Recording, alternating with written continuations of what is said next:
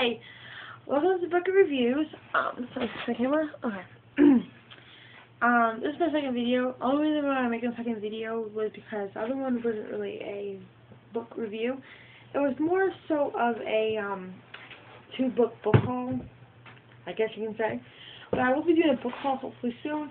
But I want to do it soon. But honestly, this was my last video because I actually do a review. And maybe the other one wasn't fantastic, I don't know, but whatever.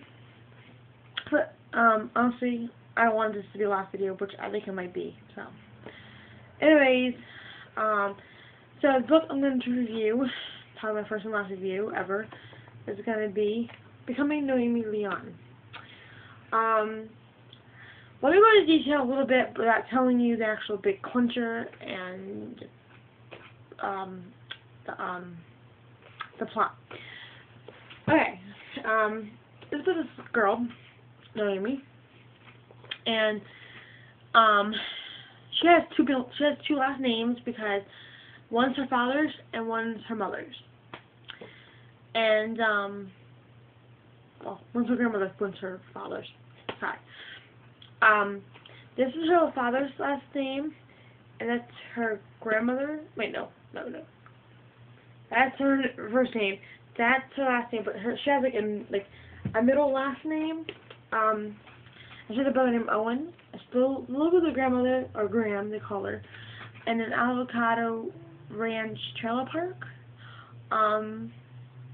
They're really poor. They don't really have that much money.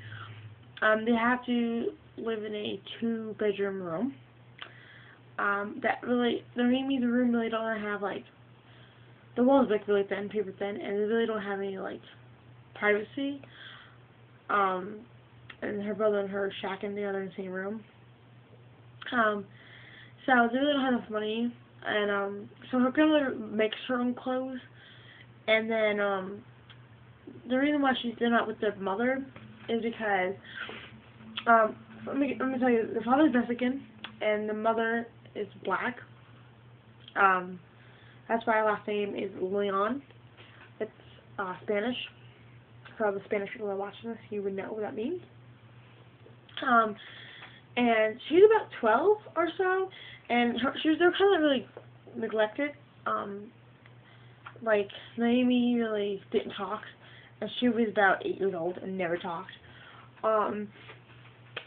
So yeah, and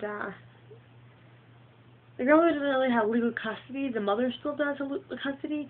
The grandmother only has a letter that she brought to the court saying that the mother gave her to the grandmother, and they haven't seen the mother since they were 8 or so. And they really don't remember her at all. So especially Owen, you don't know her at all because she's really young, and he has this disability where his head is tilted to one side. And so what happened is, in this story, the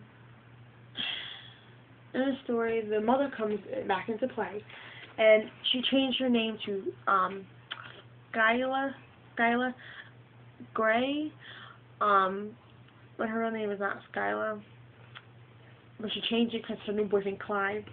And other things the kids got away from her was because, or the reason she gave them to the grandmother was because she went to boyfriend. So now she's on Clive. And she's really fascinated with her daughter, Naomi, for some reason. She buys her clothes, she buys her shoes, she buys her things for her hair, she puts her hair up nicely. And she doesn't buy nothing for the brother, which is kind of sad, I think. This is the clothes that she actually bought her. The shirt is actually described in the book as that.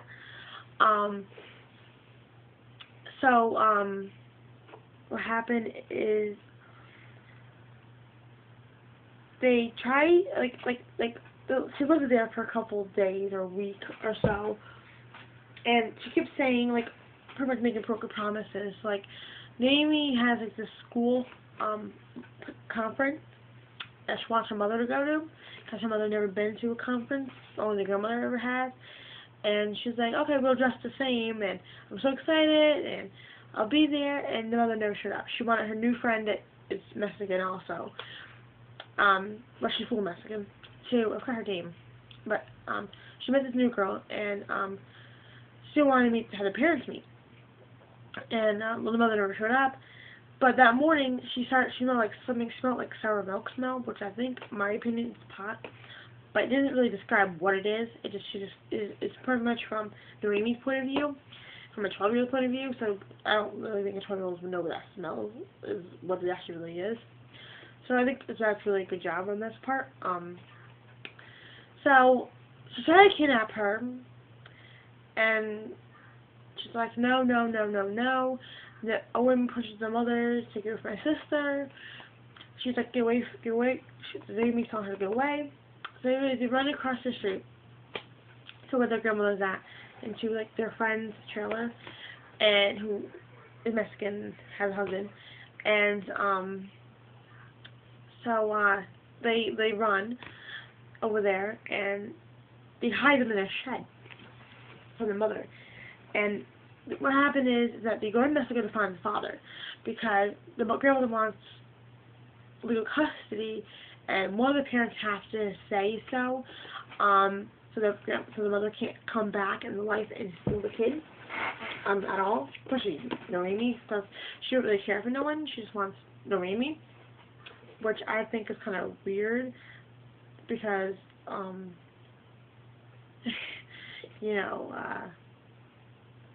I don't know what they're planning on doing with her. And it kind of has a daughter, but I don't know if it's his daughter or if he kidnapped her. I don't know. Anyways, I'm not going to tell you guys the plot, so this is not a spoiler. I'm not going to tell you guys the plot of what happened at the end or what happened. So I'm going to leave it off as saying that they go to Mexico and to find the father. She has a talent of carving soap figures, like of ducks, pretty much animals. Ducks, horses, cows, pigs, goats, bears, whatever. Her biggest specialty is carving ducks, and that's what her father does. He carves ducks and carves things out of soap. And there's like this festival in Mexico that they like have carvings. I don't know what that is, but that's what he does. I don't know if he's, so I'm not going to tell you if he's in Mexico or where he's at, or, so, you have to find out what happens. If the kid gets taken away from the grandmother, if we go with his mother, or, whatever. I think this may happen. So I can't really tell you guys that plot, but, I give this book, I want to say, out of a 10, probably 6, 7. I think that's pretty fair, because I mean I don't want to say it a 5 because it's like bad. It's not even on the cusp of being bad. It comes older. This is a kid book. I feel like maybe you know, it's pretty much for little kids. But it's a really good book for kids and everything. There's no cursing in it. There's not really any like thing that's disturbing in there for that kids can't read. I think it's really sad to a point in the story. Oh, and the print is pretty fair. You know, it's pretty decent. Yeah, I think it's pretty decent thing. And then there's a picture, so this shows you how to carve. I think it's really cool how the author tied in what the father does to what his little girl does. So, which is interesting to me. Alright guys. Let's show this one thing. And then this is one that it says radish carving at La Nachi de las. Anyways, probably people are probably laughing at me because I can't speak Spanish. But anyways, that's the carving that's at the festival that we have. I think it's really cool how she did her research and actually brought the festival into the book. I'm gonna say it's not sad we're gonna cry. again, everybody has their different opinions. So yeah, it's just not a tearjerker, but it is sad. It makes your heart sink and feel for her, and because of what she had to go through at a very young age, and that so yeah, I mean, no one should have to go through this that she went through. But yeah, I think you should book it. Definitely book it. You know, it's worth the read. It's worth the read too if you have any kids and you feel like it may be too small for you. Read it to your kids, or kids, whatever. Yeah, if you teacher, read it to the kids. If you like a project with it. So definitely book it.